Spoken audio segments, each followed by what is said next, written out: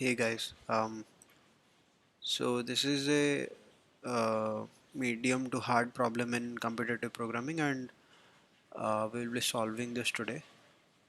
You can find this problem in CSCS, um, and so I will just quickly go over the problem statement and the input and output of uh, of the input sample here.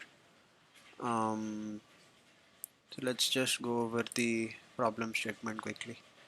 So essentially, we are given a tree numbered, so where the nodes are numbered 1 through 5, where each node is assigned a value. So for example, node number 1 is assigned value 4, node number 4 is assigned value 2, and so on. What we are given here is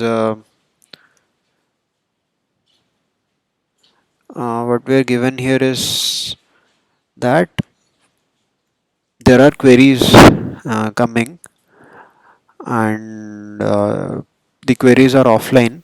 That is, all the queries come at once, and then we need to answer them after we have received all the queries. Um, so, for example, here, so first of all, there are two types of queries in this particular problem, type 1 and then type 2. So, type 1 tells me um, that go to node number 5 and update its value from to 3. So for example, um, so here we previously had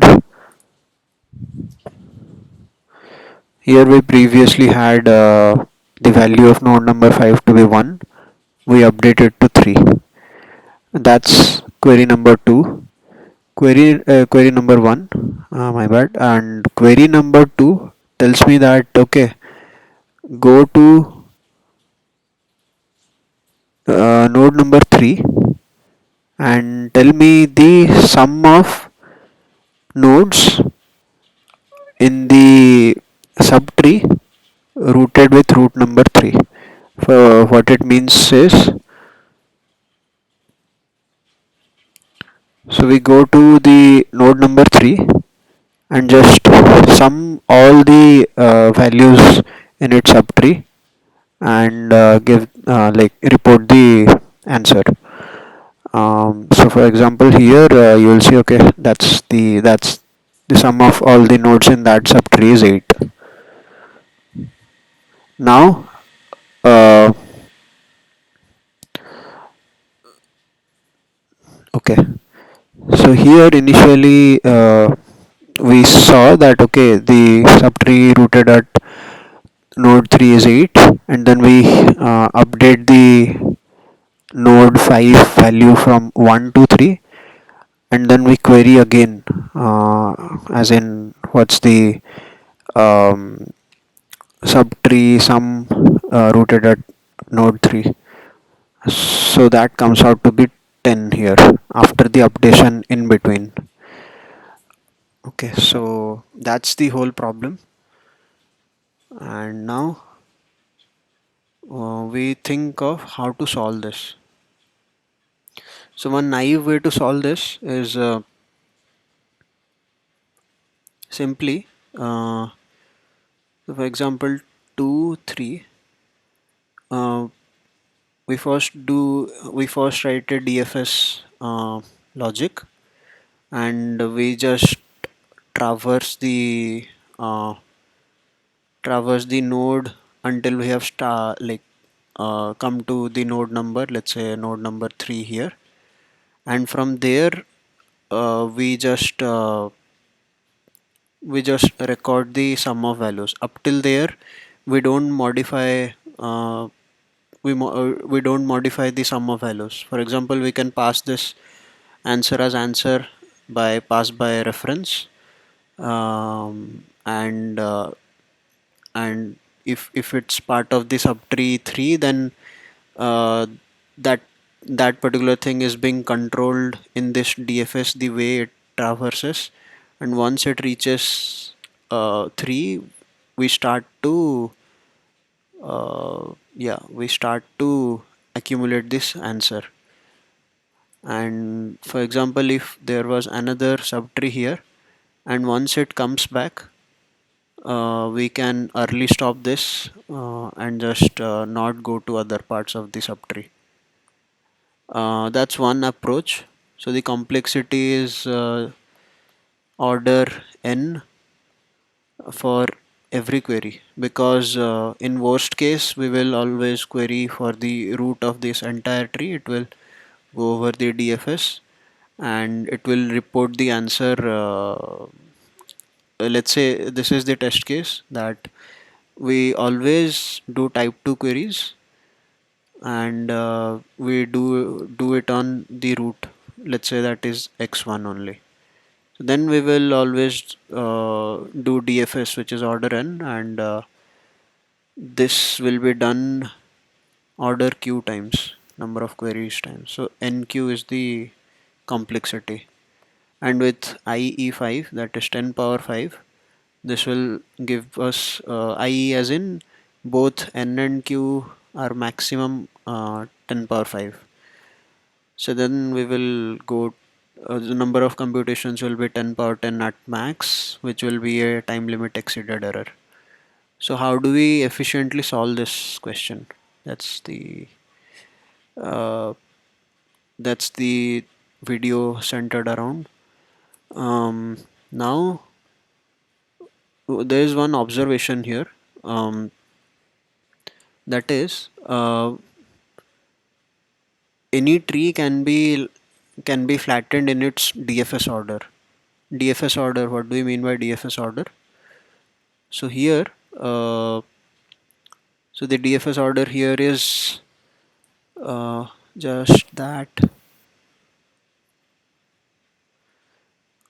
and while doing this DFS ordering, we will track, we will maintain two arrays.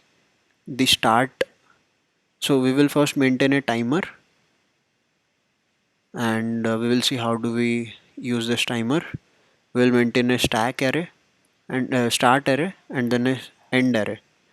What do these tell us? These will tell me start of x is essentially what's the time at which uh, that shows on this timer where we first visit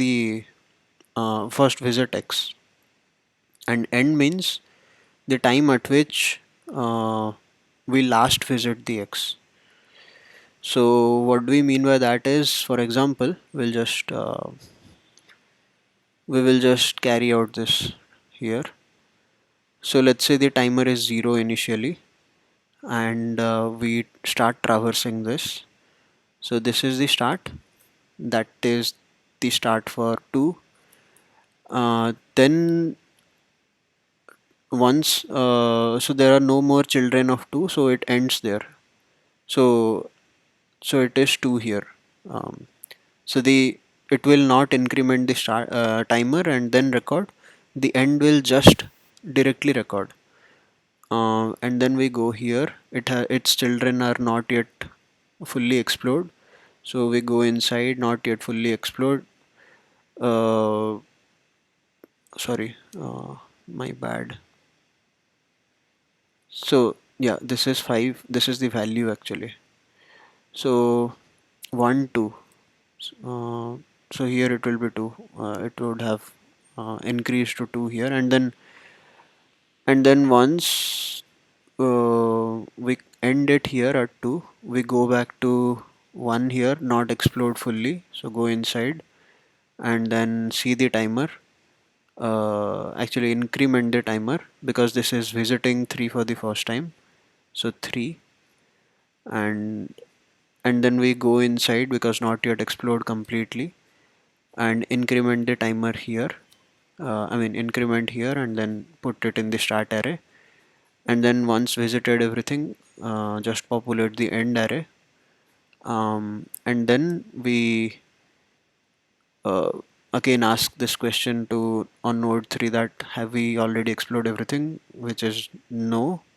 And then we go inside 5, we are visiting this for the first time, so we see the timer, increment the timer, and end is as it is because everything is explored. Come back, and since everything is explored, we don't modify the timer, just see what's present in the timer. That's it. So this is the actually, yeah, 3 5 and then 1 5. So this is the way we will populate our start array, just by seeing these values. um, let's say red, just by seeing these values, start and end. And so now let's just quickly write this up. Start is 1 2 3 4 5, and then end is a bit tricky. 1 2 3 4 5. Note these are the indices, I mean node numbers. These are the values which are written in white, and the entry of start is the start, and end is what? 5 2 5 4 5. 5 2 5 4 5. 1 2 3 4 5. Okay. Okay. So after doing all this, what do we notice? We notice that in node 2, also we are maintaining something called as a E of Euler Tour array, that is the flattened array. So that is nothing, that is just the start array only here. So it takes input uh, it takes input t, which is the time, and it spits out x, which is the node. So how will we populate this? We are asking at time 1, what's the node? Which is the node whose start value is 1. Note there is a 1-to-1 correspondence between what? Between the node number and start time. So 1 2 3 4 5. So start of 1 is 1, 2 is 2, 3 is 3, 4 is 4, 5 is 5. 1 2 3 4 5. And now what does this encode? This essentially encodes that if we want to go over 5, just see the time 3 and the time 5. Everything in between will be encoded in this array. So this property here, 4 4 will completely be inside that, and 5 5 will completely be inside this.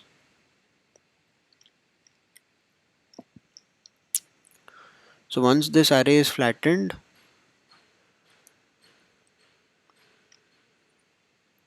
what do we do next? We just simply uh, when we query them, we can simply make use of this flattened array and this st start and end. So the complexity analysis is simple. Complexity analysis in the trivial algorithm, that was NQ, that we know. And here when we are doing this query 1, what do we mean by query 1? We just so the query 1 tells me what? Query 1 tells me, okay, 1 node x and the updated value val. So it in the segment tree, so this, yeah, so by the way, one more array that we are maintaining is val e. This val e will take, uh, it's an encoding essentially. One second, why is this lagging? Okay.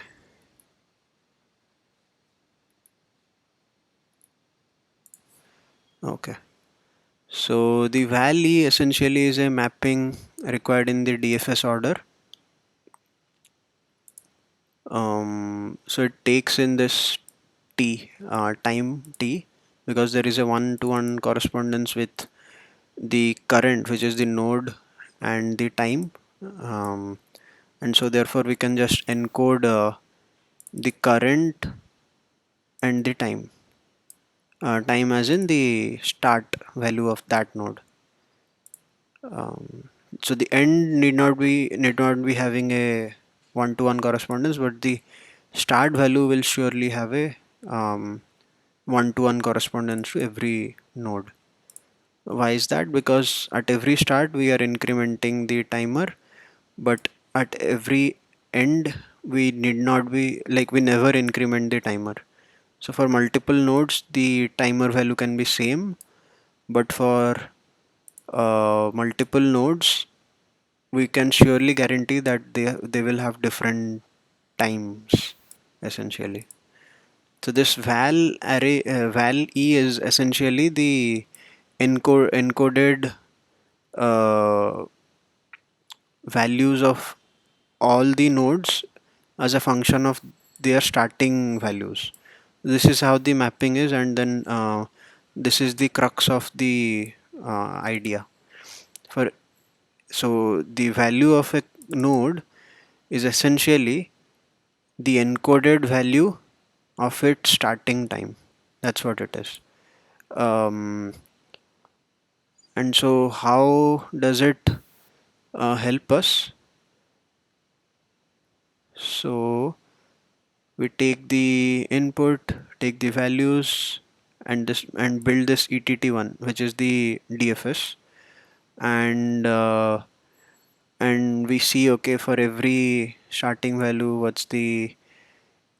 for every x. So e of I, essentially e of the domain of e is time, and the codomain is the x node value.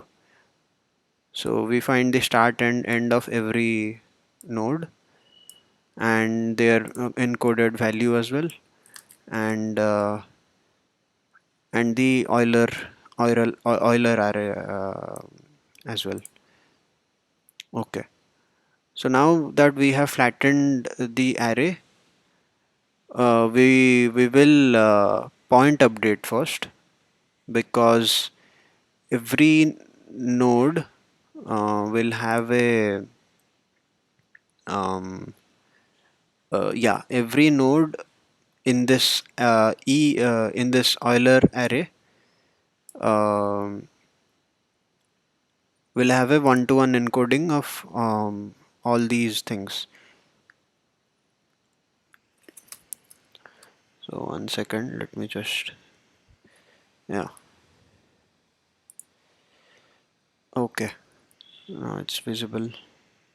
Okay, so the segment tree view,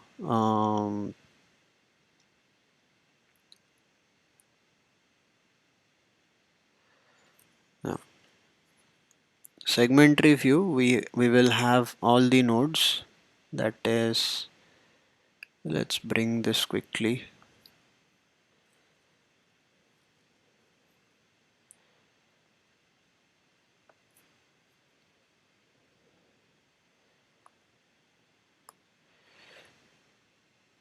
The segment tree view will have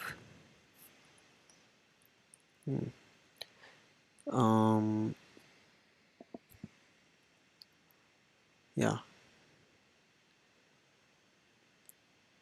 yeah. So in the segment tree, this will be the segment tree node value will be 0, which is the index 0, 1, and then whatever these two nodes are absent, but still they will be present in the segmentary array 2, 3, and 4, 5, 6.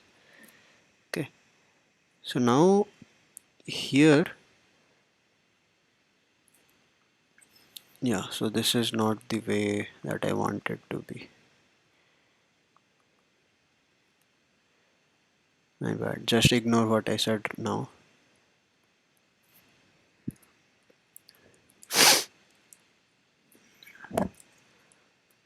So there are what, 5 nodes, so 0 to 4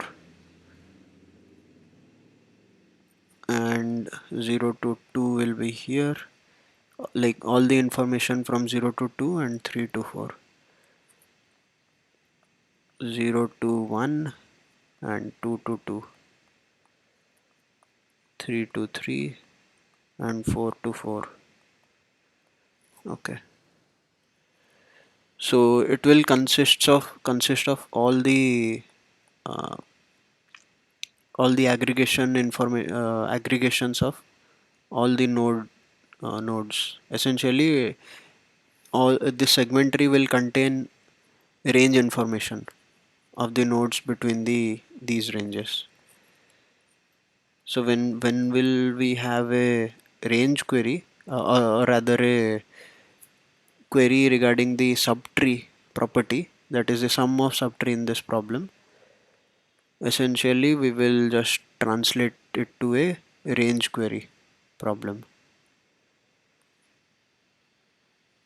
because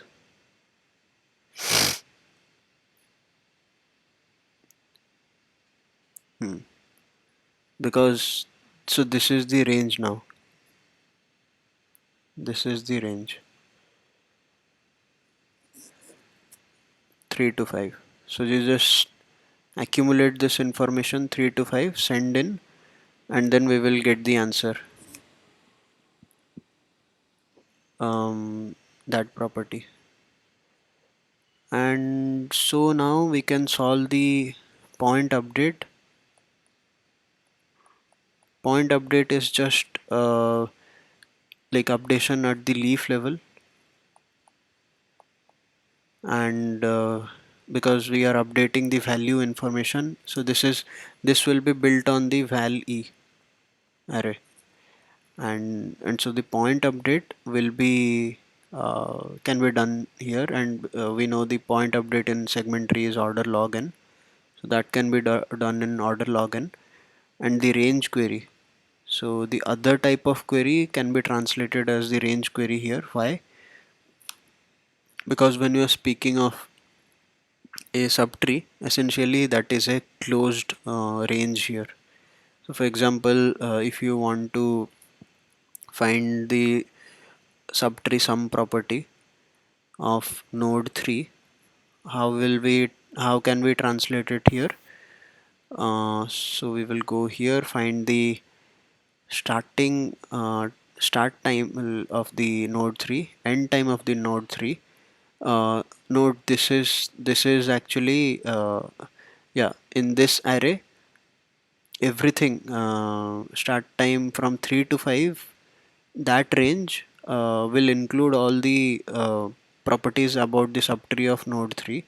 But the moment it goes to 6, 7, if at all they were present, here in this example they are not present, 6, 7, whatever, to infinity, not necessarily infinity, but some finite value, those information are not contained in this segmentary range property, so we just discard it. And so all it boils down to is, you find the start of the query u, end of the query u, and on this segmentary array which is built upon the val e, just ask this question that, tell me, this is a sum segmentary, so the function here is sum, and we ask this question that, okay, tell me the start of u, end of u, and find the sum of this range. That's it. And so that boils down to the range query. We'll see how we can implement this. And the point update is simple. You just trickle down until the range L becomes equal to R, and this is essentially the index of that node uh, in segment tree. So for example, the index of node node 2 is 2, so it will come down to this leaf here, and it will update the property like some property. So that's how we maintain this information here. Now let's quickly come to the complexity analysis. So the point update will take me order log n, and the range query will take me order log n again, because segment tree is an almost complete binary tree, and also a balanced one. Actually, balanced argument is not required, just almost complete binary tree. So therefore order log n. And let's say we have q queries, so we can solve it in q into log n,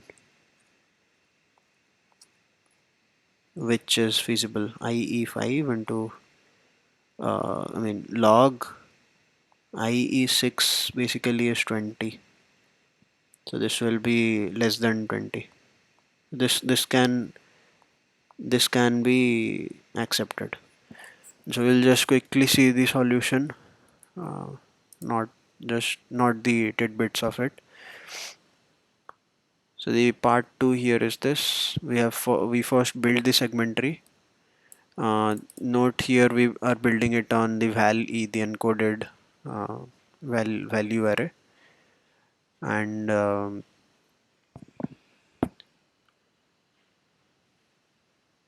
yeah, so we build it. All the information are present in all the segment tree nodes for every range. Now when we just go through every query, we see, okay, what's the start of that node, what's the end of that node, and we query for that node in that range. That's the sum query, and we get the answer for the segment tree sum query once it is flattened. And in the point update, what we do is we just find the ID, which is the start of the U, because there is a one-to-one correspondence um, between the node in the original array, node number in the original array, with the um, time value in the flattened array, Euler Tour array. So therefore, because of that consistency, we just need the ID, that is the time here. So we go to the ID of the val e array, and that is the index. So index there means we have reached to the correct starting time, and then we just point update it. We trickle down, as we saw, we trickle down to the leaf and then update the value, override that basically. And yeah, so that's how we can solve this. So um, I had solved this problem quite, yeah, it's been quite a while now, so you can find this solution, exact solution. I'll just share the link. I will just share the link in the description. Yeah, thank you.